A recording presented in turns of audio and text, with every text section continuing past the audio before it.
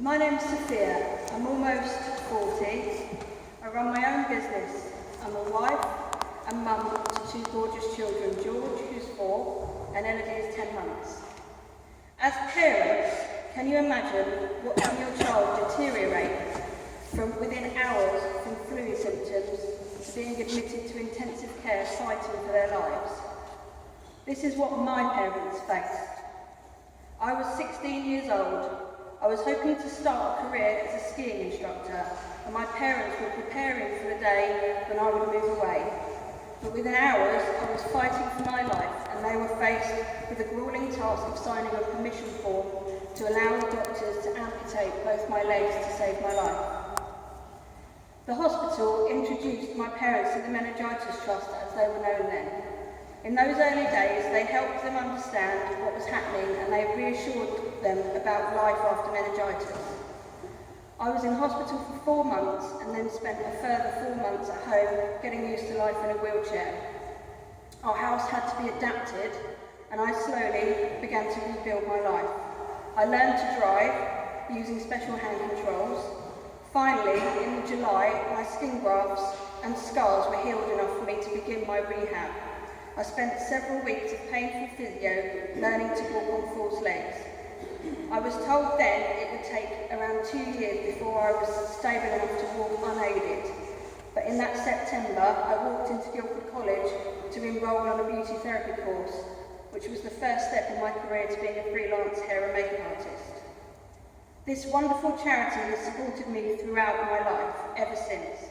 From face-to-face support, a grant to buy my hand controls for my car, and also laptop, which helped me when I returned to college, through to advice about limbs, and more recently, advice about vaccines and worries about symptoms in my own children. And I regularly use their brilliant symptoms checker phone app.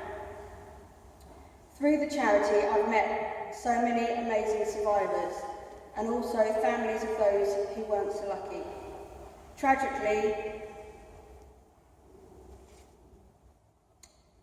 my first baby Chloe was stillborn 3 days before her due date, but again, the charity were there. Even though this was unconnected to meningitis, they supported me. They're part of my life, they're my friends, and I was thrilled that Bridie was there to watch me walk down the aisle last year to marry Dan.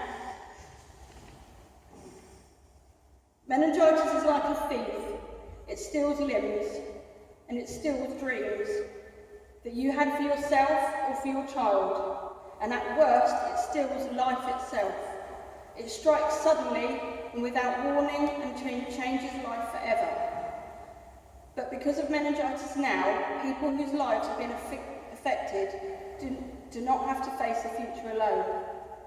The charity is there for them every day, as it has been for me. A listening ear, a shoulder to cry on, a guide to help you rebuild your life, whatever the outcome. They're like an extended family who you can always turn to and rely on. And not only are they there providing support, they also prevent this disease through research and campaigning to get vaccines introduced. And they save lives by raising awareness and making people stay vigilant for the signs and symptoms to take fast action. But they're completely dependent on people giving time and money to continue their work, as they do not get any government funding. They need individuals, businesses and organisations to give time, skills and money to help them. I now help in any way I can. I was really proud to be part of a new awareness film, The Fastest Hour, aimed at making people aware that meningitis is still a huge issue and people need to take fast action if they suspect it. The film was loosely based on my story, and it is my voice describing what happened.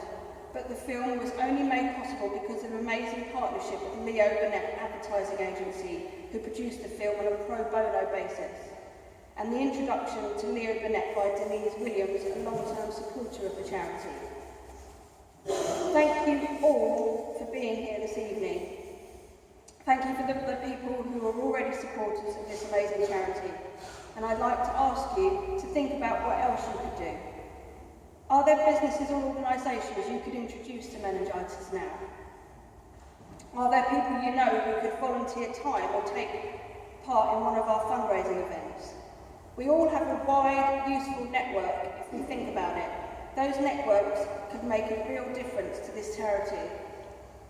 And to those who are not yet involved, I hope that from me and all the other families I've mentioned, that you realise the amazing work that Meningitis Now do and the difference they make, and that tonight you make the decision to see how you can help.